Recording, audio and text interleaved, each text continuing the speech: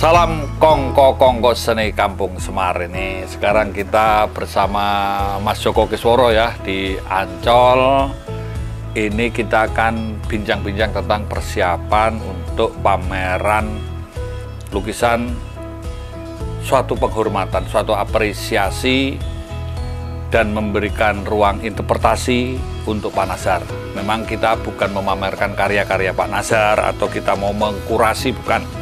Tapi kita coba mengenalkan kembali, mengangkat kisah-kisah atau prinsip-prinsip yang paling mendasar di dalam berkeseniannya Pak Nazar.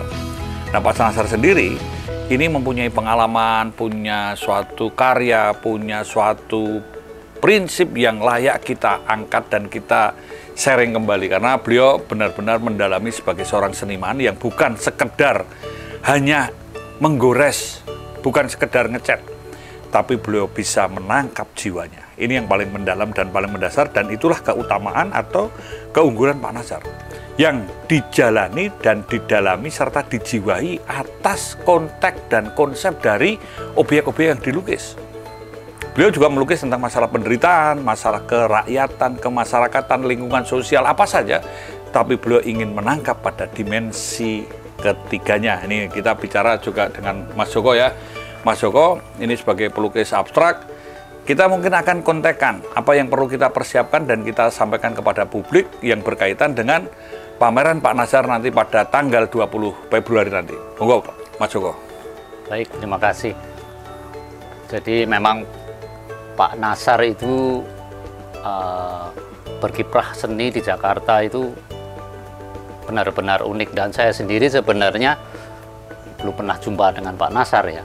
Karena Pak Nazar dulu zaman itu di Taman Ismail Marzuki, di Balai Budaya, ya saya dulu istilahnya di tim itu, di sana saya masih teater dulu, sekitar tahun 94-an lah, 93-94 itu, ya waktu itu mungkin Pak Nazar masih hidup ya, tahun 93. Beliau meninggal tahun 94. Ya, saya belum sempat berjumpa, akan tetapi saya latihan teater itu kan di tim sering ada pameran gitu. Nah, pameran-pameran itu kan Pak Nazar juga menampilkan di galeri pameran waktu bersama pameran, ya, waktu gitu. Di tim Galeri ya, Cipta 2 tahun 97 kalau nggak salah, itu bersama Pak Mustika, ya, Pak Usman Effendi atau Pak Rusli juga ada di situ.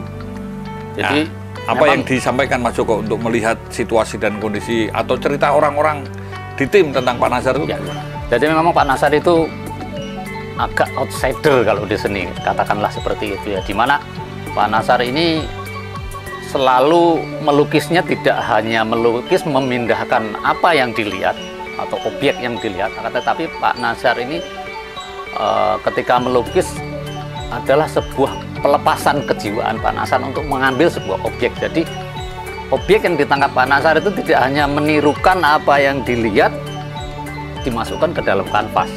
Jadi lepas dari itu, bahwa ketika objek ditangkap Pak Nazar ke dalam kanvas, itu jelas sekali Pak Nazar sudah mengolah objek yang dilihat itu menjadi bukan lagi menjadi objek utuh. Hakikatnya ya, jadi intinya kalau betul. Atau mungkin yang saya baca dari tulisan-tulisan itu, Pak Nazar menangkap dimensi ketiga. Ya. Ini kalimatnya beliau, menangkap dimensi ketiga yang diolah seolah-olah di dalam ini sebagai refleksi kopling mobil ya, betul, di gigi tiga gitu. Ini ceritanya Pak Rudolf Puspa seperti itu. Nah, tapi memang Pak Nazar itu pelukis jiwa kalau menurut saya, karena beliau itu ingin semua yang disampaikan di dalam melukis itu menangkap jiwanya atau menulis jiwanya. Ini kalau kaitannya dengan jiwa ketok, kan Sujoyono mengatakan ini ada jiwa ketoknya. Betul. Kalau orang Bali mengatakan ada taksunya. Kalau Pak Widaya kan mengatakan ada grengnya. Ya, jadi sebetulnya itulah mungkin dimensi ketiga yang kita sampaikan. Nah, kalau Mas Joko membaca surat-surat malam itu ada kesan apa? Ini kan kita juga artinya bukan kita untuk mengkritisi atau membuat suatu tapi kita coba menginterpretasi atas tulisan, karya, memahami pemikiran melalui pengalaman-pengalaman orang yang pernah kenal dengan apa yang kita baca. Ini tentang surat-surat malam itu menurut Mas Joko? Jadi memang tentang surat-surat malam itu Ya, ini pengalaman saya sendiri. Saya dapat surat-surat malam itu dulu ya di tim juga ya waktu latihan teater di sana, bahwa dan saya baca berulang-ulang surat-surat malam Nasar ini ternyata memang apa ya? Jika seniman total menjadi seniman total, tentunya sebenarnya akan mengalami hal-hal yang dialami oleh Pak Nasar. Akan tetapi Pak Nasar ini justru pada umumnya bisa meloncat dari konsep dasar seorang seniman, atau dari katakanlah dari teori-teori gitu, meloncat, sehingga Pak Nasar apa ya, di dalam berkarya itu selalu mengedepankan kejiwaan yang begitu. Pak Nasar kan dalam tulisan itu mengatakan beliau tidak mengharapkan orang mau tepuk tangan, Betul, menerima, ya. mau membeli atau mengapresiasi, nggak ada urusan, karena beliau menanamkan bahwa sebenarnya kalau menurut saya ya, ini dari pengalaman yang ditulis sendiri oleh Pak Nasar.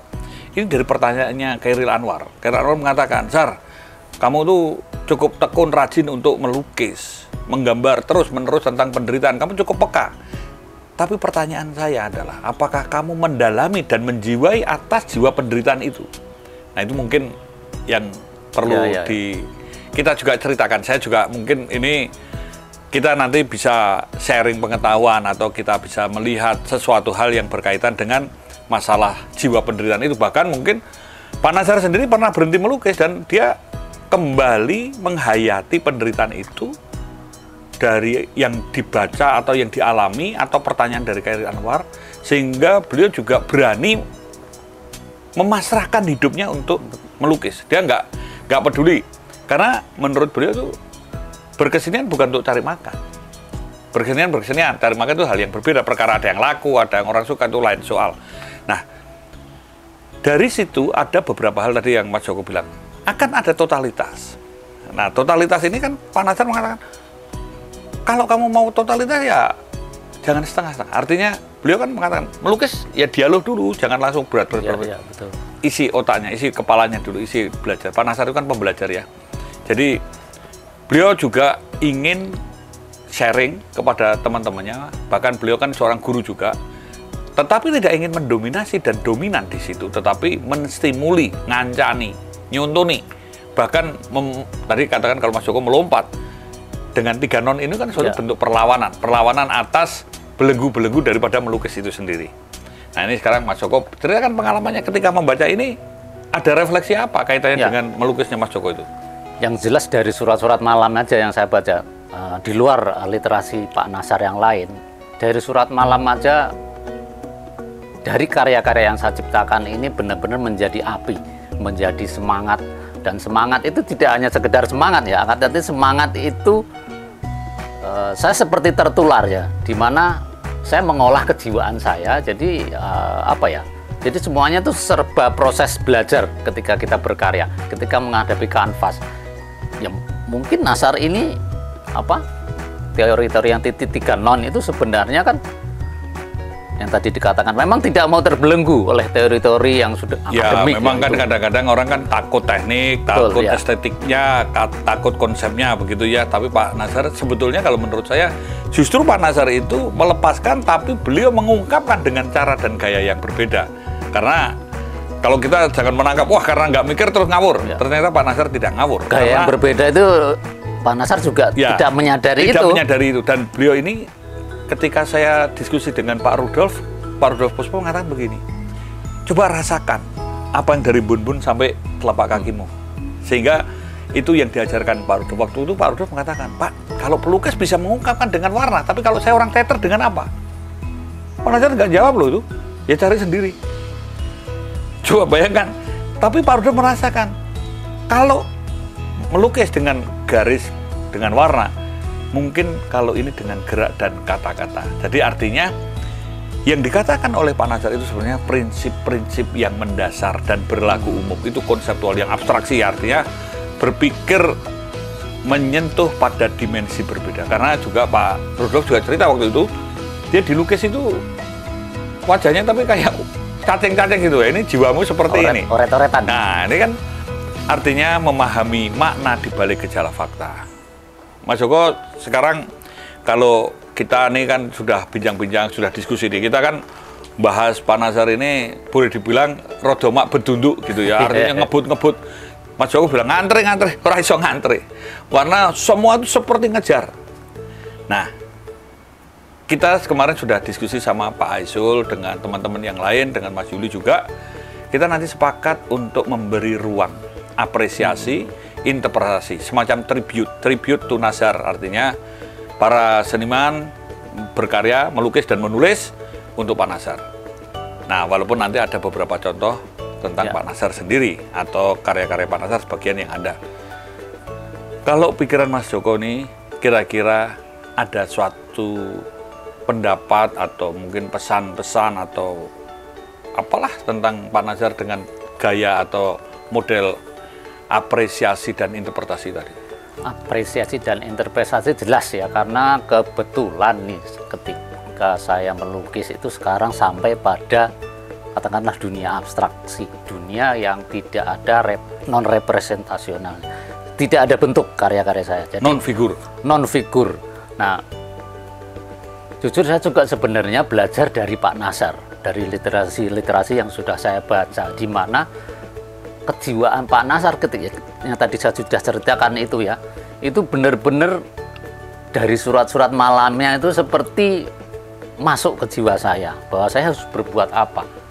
Katakanlah saya sudah ada kanvas putih yang akan saya lukis sesuatu.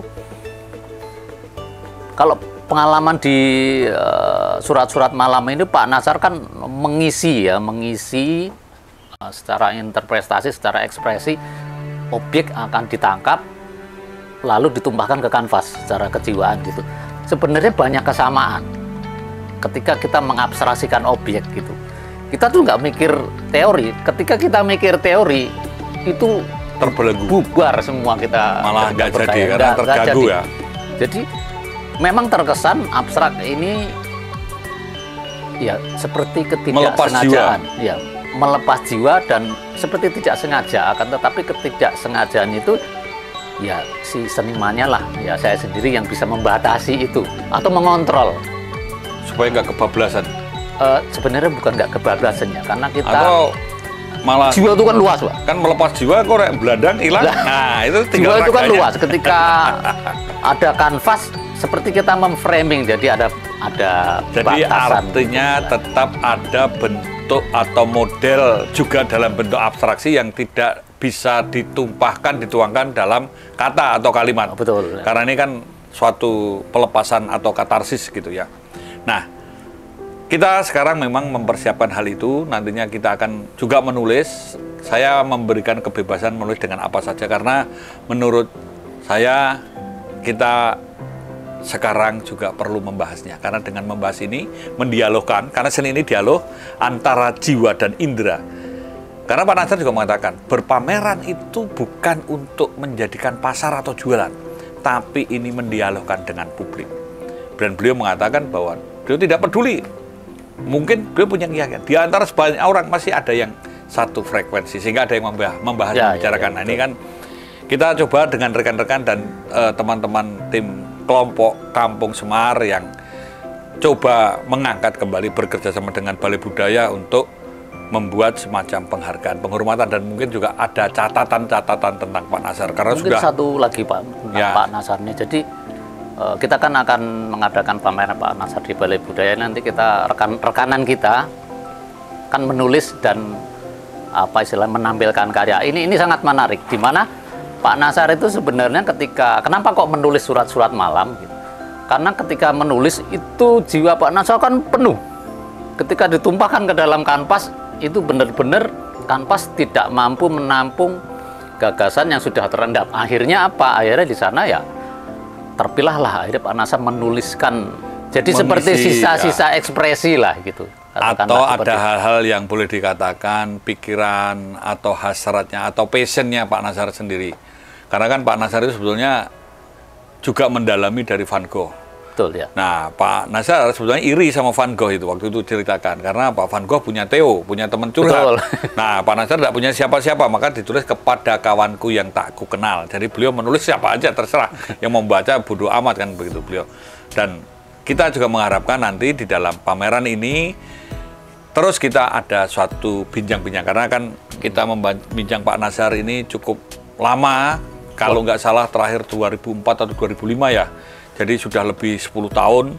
Nah, kita mencoba ada semacam membuat suatu ya lompatan-lompatan kembali lah, membuat semacam ya stimuli, setidaknya kita pernah atau bangsa ini memilih, bukan pernah, bangsa ini memiliki seorang Nazar, seorang maestro yang sangat luar biasa, yang spirit berkeseniannya ini patut menjadi basic atau landasan atau bahan permenungan para pelukis-pelukis itu, karena dimulai dari dalam. Karena bukan hanya karena bentuk, bukan karena sesuatu, tapi karena kecintaan dan kebanggaan. Kembali kita akhiri kontak ini. Bincang-bincang kali ini adalah kita tetap mengangkat pada tema Nazar sebagai tonggak dan bahkan sebagai martir seni rupa atau abstrak di Indonesia. Mereka mengatakan tonggak, ya karena itu menjadi patokan kan gitu ya, menjadi martir. Pak Nazar martir dikatakan itu karena dia mengorbankan dirinya, mempertaruhkan hidupnya. Bahkan mungkin beliau tidak punya apa-apa, tapi nama besar, spirit perjuangan, pemikirannya tetap abadi. Ars longa vita brevis. Seni itu abadi, hidup adalah sangat pendek.